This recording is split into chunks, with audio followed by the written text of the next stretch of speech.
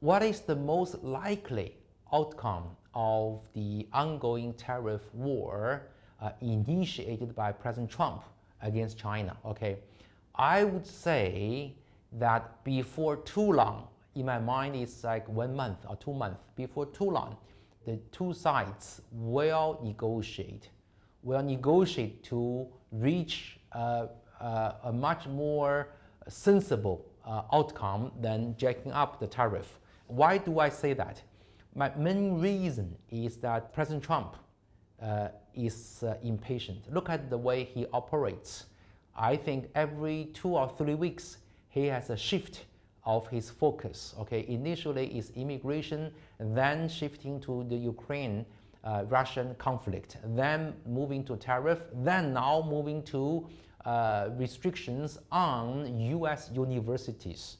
Okay, so waging a new war against U.S. universities. So for him, he has to see outcome.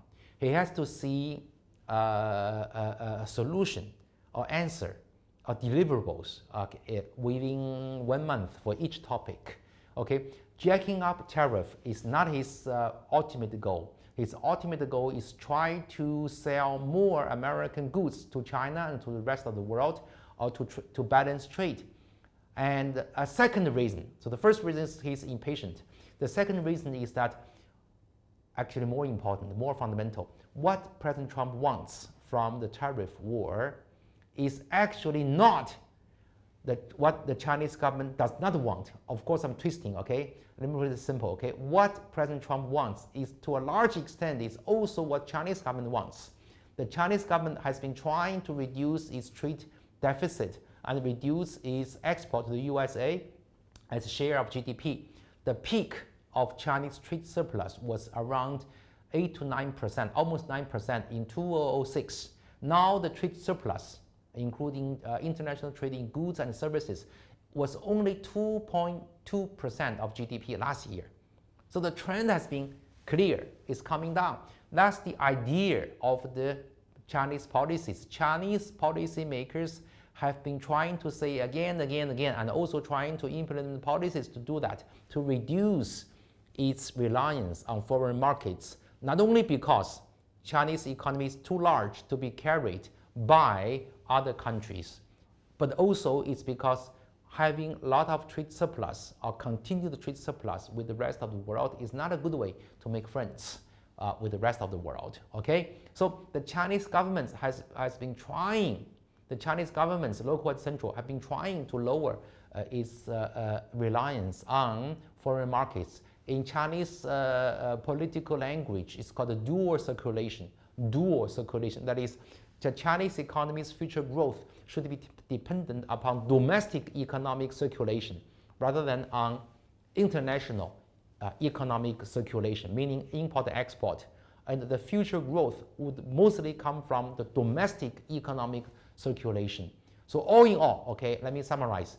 I am relatively optimistic. I believe that the two sides, US-China, will negotiate out their differences. Some kind of agreements will be negotiated, and this time around, not only negotiated, but will be implemented right away. Right away. China can buy more American corn, American soybeans. China can buy more American commercial airplanes.